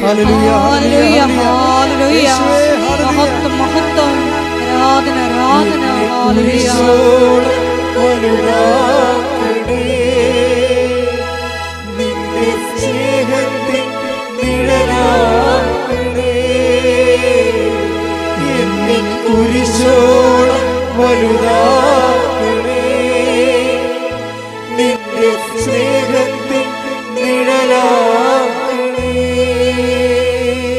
പരിശുദ്ധ പരമദിവ്യകാരുണ്യത്തിന് എന്നേരവും ആരാധനയും സ്തുതിയും പുകഴ്ചയും ഉണ്ടായിരിക്കട്ടെ. ഇപ്പം നമ്മൾ ഉടമ്പടിയിലായോ എന്നറിയാനുള്ള ഇൻഡിക്കേറ്ററാണ്. ഇപ്പം കറണ്ട് ഉണ്ടോ ഇല്ലേ എന്നറിയാൻ വേണ്ടി ഒരു ഇൻഡിക്കേറ്റർ ലാമ്പ് ഉണ്ടാവും അല്ലേ? അതിന് നമ്മൾ രാത്രിയിലും ആ ഇൻഡിക്കേറ്റർ ലാമ്പ് അവിടെ കിടക്കും. അപ്പോൾ അതിൽ കറണ്ട് ഇല്ലെങ്കിൽ ഇൻഡിക്കേറ്റർ ലാമ്പ് കെട്ടുപോകും. നമ്മൾ ഉടമ്പടിയിലാണോ എന്നറിയാനുള്ള ഒരു ഇൻഡിക്കേറ്ററാണ് ഈ ആന്തരിക സന്തോഷം. മനസ്സിലായില്ലേ? രോഗികളെ കാണാൻ പോകുമ്പോഴും നമുക്കുള്ളിൽ സന്തോഷം ഉണ്ടാകും. അപ്പോൾ നിങ്ങൾ ഓർക്കുക, നിങ്ങൾക്ക് സന്തോഷം ഉണ്ടെങ്കിൽ ഓർക്കുക, ഈ 13-44 വർക്കൗട്ട് ചെയ്യുന്നുണ്ടെന്ന് നോക്കണം. അത് ഇൻഡിക്കേറ്ററാണ്. നിങ്ങൾ രോഗികളെ കാണാൻ പോകുമ്പോൾ ഉള്ളിൽ സന്തോഷം തോന്നുന്നുണ്ടോ? നിങ്ങൾ ഉടമ്പടിയിലാണ്. നിങ്ങൾക്ക് ഉടമ്പടി രോഗികളെ പത്രം കൊടുക്കാൻ പോകുമ്പോൾ നിങ്ങൾക്ക് സന്തോഷം തോന്നുന്നുണ്ടോ? കർത്താവിൻ്റെ നാമത്തെ എല്ലാവരും അറിയിക്കാൻ വേണ്ടി ദൈവം എന്നെ അപ്പോസ്തലന്മാരുടെ സ്ഥാനത്ത് തിരഞ്ഞെടുത്തല്ലോ കർത്താവേ, എൻ്റെ ആയുസ്സിൽ ഒത്തിരി സ്ഥലത്ത് അവസാനം വരെ നിന്നെ അറിയിക്കാൻ ഇതുപോലെ എന്നെ ഉപകരണമാക്കണമേ എന്ന് പ്രാർത്ഥിച്ചു പോകുന്ന 10,000 ആൾക്കാർ ഉടമ്പടിയിലുണ്ട്. പക്ഷേ ചില ആൾക്കാർ ഈ വീട്ടിൽ നിന്ന് ഇറങ്ങുമ്പോൾ തന്നെ അങ്ങോട്ടും ഇങ്ങോട്ടും ഞാൻ കക്കാൻ പോണ പോലെ പത്രം കൊടുക്കാൻ പോണത്. അങ്ങനെ അവർ അവർ കാണും, അവർ പറയുമോ എന്ത് ദൈവമേ. അപ്പോൾ ഇങ്ങനെ ചങ്കിടിച്ചും ചുണ്ട് പറച്ചുമൊക്കെ പോകും. അപ്പോൾ നിങ്ങൾ you are not in covenant, നിങ്ങൾ ഉടമ്പടിയിലല്ല, ആന്തരിക സന്തോഷമില്ല, നിങ്ങൾക്ക് ഭാരമാണ്. ആന്തരിക സന്തോഷം വേണമെങ്കിൽ you must love of God. നിങ്ങൾ ആദ്യമേ ചെയ്യേണ്ടത് ദൈവസ്നേഹം വർദ്ധിക്കുക. പുതിയ ആൾക്കാർക്ക് വേണ്ടിയാണ് ഞാൻ പറയണത്. നിങ്ങൾ ആദ്യമേ ചെയ്യേണ്ടത്, നിങ്ങൾ എന്ത് ചെയ്താലും ദൈവസ്നേഹം വർദ്ധിപ്പിക്കണം. ദൈവസ്നേഹം വർദ്ധിപ്പിക്കാനുള്ള എളുപ്പ വഴിയുണ്ട്. എന്ത് ചെയ്യണത്? ചെയ്യണ കാര്യങ്ങളെല്ലാം അവൻ്റെ നാമത്തിൽ ചെയ്യണം. 10:42 എടുത്ത് മത്തായി സുവിശേഷം. മത്തായി 10:42. ഈ ചെറിയവരിൽ ഒരുവന് ശിഷ്യന് എന്ന നിലയിൽ ഒരു പാത്രം വെള്ളമെങ്കിലും കൊടുക്കുന്നവന് പ്രതിഫലം ലഭിക്കാതിരിക്കുകയില്ലെന്ന് സത്യമായി ഞാൻ നിങ്ങളോട് പറയുന്നു. ഇത് മത്തായി ശ്ലീഹയുടെ സുവിശേഷമാണ്. ഇത് ലൂക്കിൻ്റെ ഒക്കെ പോകുമ്പോൾ കൃത്യമായിട്ട് പറയും, എൻ്റെ നാമത്തിൽ എന്ന് പറയും. ഈ ചെറിയൊരുവന് എൻ്റെ നാമത്തിൽ ഒരു ഗ്ലാസ് പത്രം വെള്ളം കൊടുക്കണവന് പ്രതിഫലം ലഭിക്കും. എന്താണ് ആ പ്രതിഫലം? ആ പ്രതിഫലം ദൈവസ്നേഹം തന്നെയാണ്. ശരിക്കും പറഞ്ഞാൽ അനുഭവിച്ച് നോക്കിയാൽ മനസ്സാകും. നമ്മൾ ചെയ്യുന്ന കാര്യങ്ങൾ ക്രിസ്തുവിൻ്റെ നാമത്തിലേക്ക് ആ നാമത്തിൽ ആണ് ചെയ്യണതെങ്കിൽ എന്നിട്ട് ദൈവസ്നേഹം വർദ്ധിപ്പിക്കാൻ വേണ്ടി നിങ്ങൾ കാഴ്ചവെക്കണം. നിങ്ങൾ ചെയ്യണ എന്താ സംഭവിച്ചു കഴിഞ്ഞാൽ നിങ്ങൾ ചെയ്യും. നിങ്ങൾ ചെയ്യണ കാര്യങ്ങൾ നിങ്ങൾ ചെയ്യണ ഇപ്പം നിങ്ങൾ ആശുപത്രിയിൽ പോണവരുണ്ട്. ഇപ്പം തന്നെ ഈ അനൂപ് വിജയൻ്റെ അടുത്ത് അനൂപ് വിജയൻ വീട്ടിൽ നിൽക്കുന്ന സമയത്ത് അയൽവാസി ഒരാൾ വീട്ടിൽ വന്ന്, അപ്പോൾ അനൂപ് വിജയൻ്റെ അമ്മയോട് ചോദിക്കുന്നുണ്ട്, ആശുപത്രിയിൽ പോകണം, പക്ഷെ പൈസ ഒന്നും ഇല്ലാത്തതുകൊണ്ടാണ് പോകാതിരിക്കണത് എന്ന് പറയും. അപ്പോൾ അനൂപ് വിജയൻ അത് കേൾക്കും. കേട്ട് അവളുടെ മാല പണയം വെച്ച കാശ് കുറേ കൊണ്ടുവന്ന് ഇയാൾക്ക് കൊടുക്കും. ചേട്ടായി ആശുപത്രി പോകും എന്ന് പറയും. അവളെന്താ ചെയ്യണത്? അത് ക്രിസ്തുവിനുള്ള സ്നേഹത്തെപ്പെടുത്തി അവൾ ചെയ്യണത്. ക്രിസ്തുവിനുള്ള സ്നേഹത്തെപ്പെടുത്തിയാണ് ചെയ്യണത്. കാര്യം വെച്ചാൽ ഈ ചെയ്യുമ്പോൾ ചെയ്യണ കാര്യങ്ങൾ ദൈവസ്നേഹത്തോട് ചെയ്യണം. അനുവിജയൻ്റെ വിഷയം അതല്ല. അവളുടെ വിഷയം PSCക്ക് എഴുതിയിട്ടുണ്ട്. അവളുടെ ഏജ് ഓവറാകാൻ പോണേ. അവളേക്കാൾ എഴുതിയിരിക്കുന്ന ആൾക്കാരെല്ലാം ഹൈ റാങ്ക് ഉള്ളവരും അവരെക്കാൾ മെച്ചമായിട്ടുള്ള ആൾക്കാരാണ്. പക്ഷേ ഇവൾക്കിത് മാത്രമേ ആശ്രയിക്കാനുള്ളൂ. വേറെ ഒരു ഗതി പിടിക്കാൻ വേറൊരു ഓപ്ഷൻ ഇല്ല. അങ്ങനെ ഒരു ലിവിങ് ഓൺ ദി എഡ്ജ് എന്ന് പറയുന്ന പോലുള്ള ഒരു അറ്റത്ത് ജീവിക്കുന്ന ആളാണ്, വിധിയുടെ അറ്റത്ത് ജീവിക്കുന്ന ആളാണ്. അപ്പോൾ അവളെ സംബന്ധിച്ചിടത്തോളം പ്രധാനപ്പെട്ട പ്രാധാന്യം എന്താണ്? ഇയാൾക്ക് ഈ പണം കൊടുക്കുമ്പോഴും ദൈവമേ എങ്ങനെയെങ്കിലും എൻ്റെ PSCക്ക് ഒന്ന് കരകയറ്റണം എന്നാണ് അവൾ പറയേണ്ടത്. പക്ഷെ അവളതല്ല പറയണത്, എന്നാൽ ദൈവസ്നേഹം നിറയ്ക്കണമേ. ഇതാണ് വിഷയം. ഈ കളികൾ അറിഞ്ഞില്ല എന്നുണ്ടെങ്കിൽ ഉടമ്പടി ലാഗ് ചെയ്യും. നിങ്ങളിപ്പോൾ പരീക്ഷ പ്രവർത്തനം ചെയ്യണില്ല എന്നൊന്നും ഞാൻ പറയത്തില്ല, നിങ്ങൾ ചെയ്യുന്നുണ്ട്.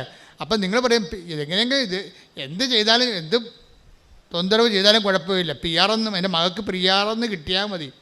ഇങ്ങനെ കുറേ പെരിച്ചാഴികളുണ്ട്. മിക്കവാറും ആളേന്ന് പുറത്തിറങ്ങാൻ പറ്റത്തില്ല.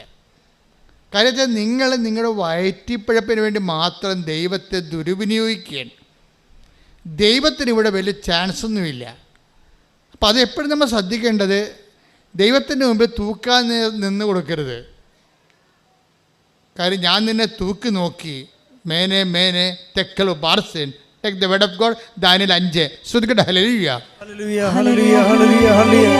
യേശുവേ നന്ദി. ഹല്ലേലൂയ, ഹല്ലേലൂയ. ഹല്ലേലൂയ, ഹല്ലേലൂയ. യേശുവേ സ്തുതി. ഹല്ലേലൂയ.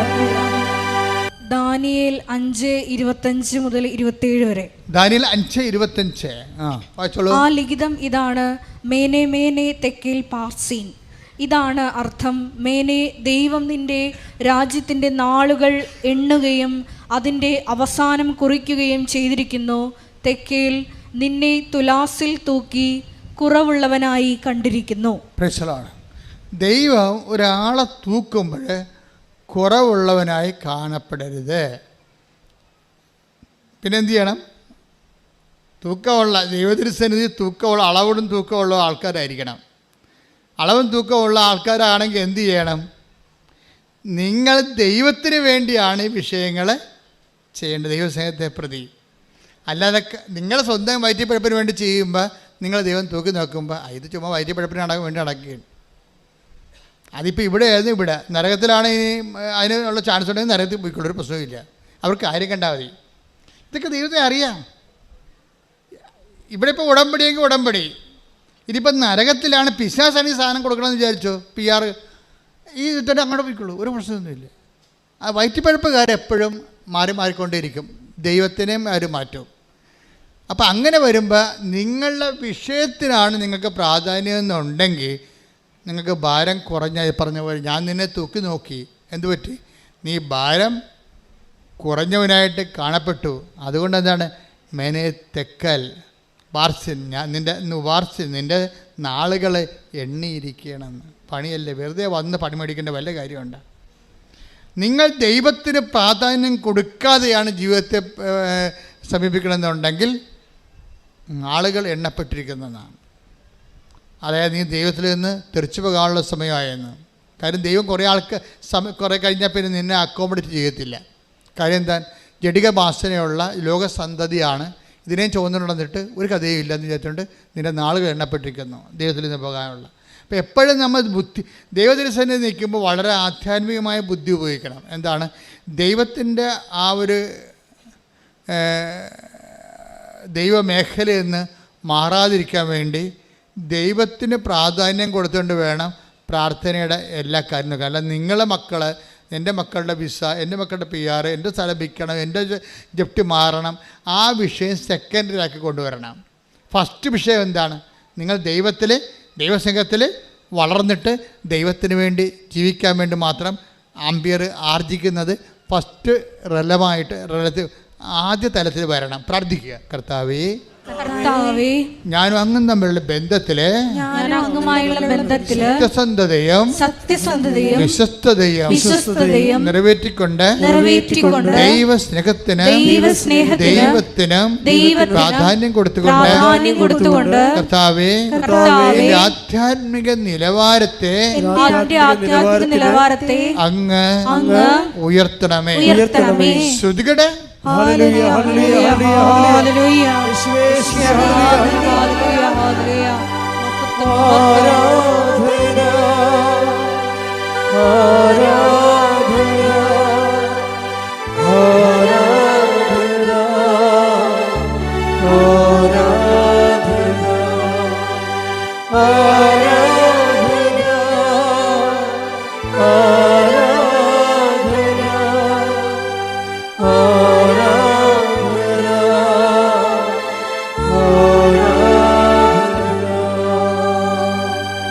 ബൈബിൾ വളരെ ശ്രദ്ധയോടെ പറയുന്ന വിഷയമാണ് യോഗ്യത, അർഹത. അതുപോലെ തന്നെ നമ്മളെപ്പോഴും ഇതിൻ്റെ അർഹതയും യോഗ്യതയും ഉടമ്പടിയിൽ ഒത്തിരിയേറെ ഉപവിപ്രവർത്തനങ്ങളുണ്ട്, ഒത്തിരിയേറെ പ്രേക്ഷിത പ്രവർത്തനങ്ങളുണ്ട്. എന്തിനാ കാര്യം? അതിൻ്റെ ഉദ്ദേശം എന്താ? നിങ്ങൾ ചില ആൾക്കാർ ഈ പ്രത്യേകിച്ച് 50 വയസ്സിന് മുകളിലുള്ള ആൾക്കാർ ഇതിപ്പോൾ അവരുടെ ഒന്നും ചെയ്യത്തില്ല. അവരെന്ത് ചെയ്യും? പ്രത്യക്ഷിക പ്രാർത്ഥന 53 പ്രാവശ്യം ചെല്ലും. ഒരു പണിയും നടക്കത്തില്ല. അഭ്യാസമൊന്നും കാണിക്കരുത്. കാലപ്പടി നിലത്തിലടിക്കുന്ന അഭിപ്രായം. കാര്യം അങ്ങനെയുള്ള ഇത് അവൻ പറയണ പോലെ ചെല്ലുകയല്ല, ചെയ്യണ പ്രാർത്ഥനയാണ്, ചെയ്യണ പദ്ധതിയാണ്. ഇതിൻ്റെ അകത്തെന്ന് പറയണത് നമ്മൾക്ക് ദൈവത്തിൻ്റെ കണ്ണിൽ പൊടിയിടാനൊന്നും പറ്റത്തില്ല. നിങ്ങൾക്ക് 53 പ്രാവശ്യം പ്രത്യക്ഷ പ്രാർത്ഥനയില്ലെങ്കിൽ ഏതായാലും മൂലക്കുത്തി ഇരുന്നാൽ പോരെ, ചുമ്മാ ചെല്ലി വിട്ടാൽ മതി, പണി കൊണ്ടാ. വീട്ടിലെ പണി പോലും ചെയ്യേണ്ട ആവശ്യമില്ല. വീട്ടിലെ പണി പോലും ഞാൻ ഇവിടെ പ്രാർത്ഥിക്കണമെന്ന് പറയും, അത്രേ ഉള്ളൂ. അപ്പോൾ ജീവിതത്തിൽ നിന്നും വീട്ടിൽ നിന്നും ഉത്തരവാദിത്തത്തിൽ നിന്ന് ഒളിച്ചോടാൻ വേണ്ടി ചില ആൾക്കാർ പ്രാർത്ഥനയുടെ പുതപ്പിൻ്റെ അകത്ത് കയറിയിരിക്കും. ഈ അഭ്യാസമൊന്നും ദൈവത്തിൻ്റെ അടുത്ത് ഈ ഉടമ്പടി നടക്കത്തില്ല. നിങ്ങൾ പ്രാർത്ഥനയുടെ എണ്ണം കൊണ്ട് കാര്യമൊന്നുമില്ല. മര്യാദക്ക് അവിടെ എന്താ പറഞ്ഞിരിക്കണം നോക്കണം, അവൻ പറയണ പോലെ ചെയ്യുക. അത് ദൈവസ്നേഹത്തോടെ ചെയ്യണം, അല്ല ആക്കാനും വേണ്ടി ഒക്കെ അയക്കണ പോലെ ചെയ്ത് ഒപ്പിക്കരുത്. ദൈവസ്നേഹത്തോടെ അവൻ പറയണ പോലെ ചെയ്യണം. ഇങ്ങനെ ചെയ്തു വരുമ്പോൾ എന്താ സംഭവം, എന്തിനാണ് ഇതൊക്കെ വെച്ചിരിക്കണമെന്ന് ചോദിച്ചു കഴിഞ്ഞാൽ, ദൈവത്തിൻ്റെ തിരുസന്നിധിയിൽ ഇപ്പോൾ ഉടമ്പടിയിലാണോ നിങ്ങൾ, അതിന് ഇൻഡിക്കേറ്ററുണ്ട്. അത് ഒരു ഇൻഡിക്കേറ്റർ ആന്തരിക സന്തോഷമാണ്. എല്ലാം ചെയ്യുമ്പോൾ ഒരു സന്തോഷം ഉള്ളിലുണ്ടെങ്കിൽ നിങ്ങൾ ഉടമ്പടിയിലാണ്. അതുപോലെ തന്നെ ഈ വിഷയങ്ങളൊക്കെ ഉടമ്പടിയുടെ എപ്പോഴും നിങ്ങളുടേതായിട്ടുള്ള സ്വതസിദ്ധമായ മെരിറ്റ് കീപ്പ് ചെയ്യണം. കാര്യം നിങ്ങൾ കോമ്പറ്റൻ്റ് അതോറിറ്റി ആണോ ദൈവമായിട്ട്? നിങ്ങൾ ആരുമായിട്ടാണ് ഉടമ്പടി ചെയ്തിരിക്കണത്? നിങ്ങൾ പഞ്ചായത്ത് പ്രസിഡൻറ്റുമായിട്ടൊന്നും അല്ല ഉടമ്പടി ചെയ്തിരിക്കണത്. ആരുമായിട്ടാണ്? നിങ്ങൾ ആ ഇക്വാലൻ്റ് പാർട്ട്ണർ അല്ല. ബേസിക്കായിട്ട് നിങ്ങളും ദൈവവും തമ്മിൽ ഉടമ്പടി ചെയ്യാൻ ഇക്വാലൻ്റ് പാർട്ട്ണർ, ഒരു തുല്യ പങ്കാളിയല്ല. ആണോ? ദൈവം നമുക്ക് ഉടമ്പടി ചെയ്യാൻ തുല്യ പങ്കാളിയല്ല. പിന്നെ തുല്യ പങ്കാളി അല്ലാത്ത ഒരാളുമായിട്ട് ഗതികെട്ടൊരു മനുഷ്യൻ ഉടമ്പടി ചെയ്യുമ്പോൾ നമ്മളെന്താ ചെയ്യേണ്ടത്? നമ്മൾ ദൈവത്തിൻ്റെ തുല്യ പങ്കാളിയാകാൻ വേണ്ടിയുള്ള പ്രൊവിഷൻസ് ഉണ്ട് ബൈബിളിൽ, അത് നമ്മൾ ഉപയോഗിക്കണം. അതിനാണ് ഞങ്ങൾ പ്രേക്ഷിത പ്രവർത്തനം തന്നിരിക്കണം നിങ്ങൾക്ക്. ബൈബിൾ അംഗീകരിച്ചിട്ടുള്ളതല്ലേ ചെയ്യാൻ പറ്റത്തുള്ളൂ, അല്ല അച്ഛൻ്റെ തലക്കാരുടെ സാധനം ചെയ്യാൻ പറ്റത്തില്ല. ഒരു ഉടമ്പടിയുടെ തുല്യ പങ്കാളിയാകാൻ ബൈബിൾ നിശ്ചയിച്ചിട്ടുള്ള അർഹതാ പ്രവർത്തനങ്ങളുണ്ട്. ആ അർഹതാ പ്രവർത്തനങ്ങളിൽ ഒന്നെന്താണ്? പ്രേക്ഷിത പ്രവർത്തനമാണ്. കർത്താവിനെ അറിയാത്തവരെ അറിയിക്കുക. അതെങ്ങനെ അറിയിച്ചാൽ പോരാ, സന്തോഷത്തോടെ അറിയിക്കണം. രണ്ടാമത്തത് എന്താണ്? ക്രിസ്തുവിൽ സഹിക്കുന്ന ആൾക്കാരിൽ ക്രിസ്തുവിനെ കണ്ടുകൊണ്ട് അവരെ ക്രിസ്തുവിൻ്റെ നാമത്തെ പരിചരിക്കണം. ഉപവിപ്രവർത്തനം വേണ്ടത് അങ്ങനെയാണ്. ഈ രണ്ട് സംഭവങ്ങളാണ് രണ്ട് ചിറകായിട്ട് വരണത്. ഇതിൻ്റെ ചിറകാണ് ടൈം ഷോട്ട് ചെയ്യണത്. അപ്പോൾ എപ്പോഴും നമ്മൾ ചെയ്യണത് ഇത് പദ്ധതി പ്രാർത്ഥനയാണ്. അപ്പോൾ പദ്ധതി പ്രാർത്ഥനയാകുമ്പോൾ അതിൻ്റെ മിനിമം ഇതാണ് ഇതിൻ്റെ അർഹത എന്ന് പറയുന്നത്. അർഹത യോഗ്യത എന്നൊക്കെ പറയും. ഇപ്പം നോട്ട് ബൈ മെറിറ്റിൽ ഉടമ്പടി വർക്ക് ചെയ്യും, പക്ഷേ ഉടമ്പടി എടുക്കാൻ നിങ്ങൾക്കത് യോഗ്യത വേണം. കാര്യം നോട്ട് ബൈ മെറിറ്റിൽ ഉടമ്പടി വർക്ക് ചെയ്യണമെന്ന് പറഞ്ഞാൽ എന്താണെന്ന് അറിയാവോ? ഇപ്പോൾ നോട്ട് ബൈ മെറിറ്റ്, നിങ്ങളുടെ മെറിറ്റ് അല്ലാതെ ഉടമ്പടി വർക്ക് ചെയ്യും. ഇപ്പോൾ ക്യാൻസർ 4th സ്റ്റേജ് എന്ന് പറയും. അപ്പോൾ ഇന്നലെ ഒരു സാക്ഷ്യം വായിച്ചു. അതെന്ന് വെച്ചാൽ അവർ ഡോക്ടറുടെ അടുത്ത് ചെല്ലുമ്പോൾ അവർ പ്രഗ്നൻ്റ് അല്ല, 9 കൊല്ലമായിട്ട് മക്കളില്ല. ഡോക്ടറുടെ അടുത്ത് ചെന്ന് ടെസ്റ്റ് ചെയ്യുമ്പോൾ പ്രഗ്നൻ്റ് അല്ല. അവർ പുറത്തിറങ്ങി മടുത്തു. ഇനി ഒരു ഡോക്ടറും അടുത്തും പോണില്ല, ഒരു ആശുപത്രിയിലും പോണില്ല, ഞങ്ങൾ നിർത്തി എന്ന് പറഞ്ഞിട്ട് അവർ തീരുമാനമെടുക്കും. മാതാവിൻ്റെ അടുത്ത് ചെന്ന് അമ്മ കുഞ്ഞിനെ തരുമെങ്കിൽ മേടിക്കും, അല്ലെങ്കിൽ ദൈവത്തിൻ്റെ ഇഷ്ടം പോലെ എന്ന് പറഞ്ഞിട്ട് ഉടമ്പടി എടുക്കാൻ തീരുമാനിച്ചു. കഴിഞ്ഞിട്ട് പിന്നെ അവർ കൃപാസനത്തിൽ വന്നിട്ടില്ല, എടുക്കാൻ തീരുമാനിച്ചതേ ഉള്ളൂ. അതുക്കുമ്പോൾ ടെസ്റ്റ് ചെയ്തപ്പോൾ കുഞ്ഞുങ്ങളില്ല. അച്ഛൻ ഇന്ന് ഞായറാഴ്ച കുർബാനയ്ക്കത് പറഞ്ഞായിരുന്നു. എന്താ സംഭവിച്ചിരിക്കേണ്ടത്? ടെസ്റ്റ് ചെയ്തപ്പോൾ അവർ പ്രഗ്നൻ്റാണ്. ഈ ദൈവ പദ്ധതിയുടെ രീതി അതാണ്. അതായത് നേരത്തെ സയൻറ്റിഫിക്കായി ടെസ്റ്റ് ചെയ്താണ് അവർ പ്രഗ്നൻ്റ് അല്ല. പക്ഷേ പിന്നെ സംഭവിച്ച കാര്യം എന്താണ്? അവർ ഉടമ്പടി എടുക്കാൻ തീരുമാനിച്ചു എന്നേ ഉള്ളൂ. ഉടമ്പടി എടുക്കാൻ തീരുമാനിക്കുമ്പോൾ സംഭവിക്കണത്, ചില ആൾക്കാർ വീട്ടിൽ ഇരുന്ന് ഉടമ്പടി എടുക്കാമെന്ന് വിചാരിച്ചാൽ മതി, അപ്പം തന്നെ ബ്ലെസ്സിങ്സ് വരാൻ തുടങ്ങും. അതിൻ്റെ കാരണം വെച്ച് കഴിഞ്ഞാൽ നിങ്ങൾ സത്യസന്ധരാണെന്നും ഉടമ്പടി വൃത്തിമേനായിട്ട് ചെയ്യുമെന്നും നിങ്ങൾ ദൈവതിരുസന്നിധിയിൽ ആത്മാർത്ഥതയോടെ ഇത് നിറവേറ്റുമെന്നും നിങ്ങൾ എടുക്കാൻ തീരുമാനിക്കുമ്പോൾ തന്നെ ദൈവത്തിന് അറിയാൻ പറ്റും. അതുകൊണ്ട് അപ്പം തന്നെ അനുഗ്രഹം വരാൻ തുടങ്ങും. ചില ആൾക്കാർ ഉടമ്പടി എടുത്ത് 4 ഒന്ന് പുതുക്കിയാൽ പോലും ദൈവം തിരിഞ്ഞു നോക്കത്തില്ല. എന്താ കാര്യം? അവരെ ഉടമ്പടി എടുത്ത കാലത്ത് എന്ത് സ്വഭാവമായിരുന്നു അത് തന്നെയാണ് ഇപ്പോഴും. എന്ത് സ്വഭാവമായിരുന്നു ഉടമ്പടി എടുക്കുന്ന കാലത്ത് അവർക്ക് ഒരു മാറ്റം അവർക്കില്ല.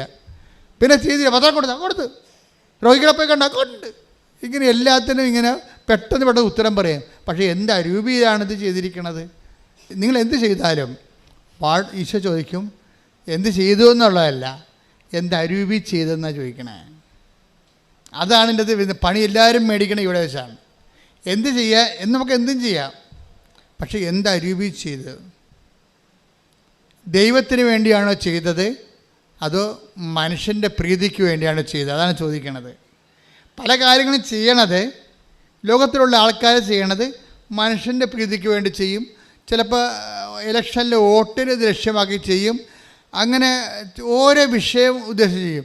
പക്ഷേ അരൂപി നമ്മൾ ദൈവത്തിന് വേണ്ടിയാണ് ചെയ്യണമെന്നുണ്ടെങ്കിൽ ഭൗതിക ലാഭനഷ്ടങ്ങൾ അവിടെ റെഫറൻസ് വരുന്നില്ല.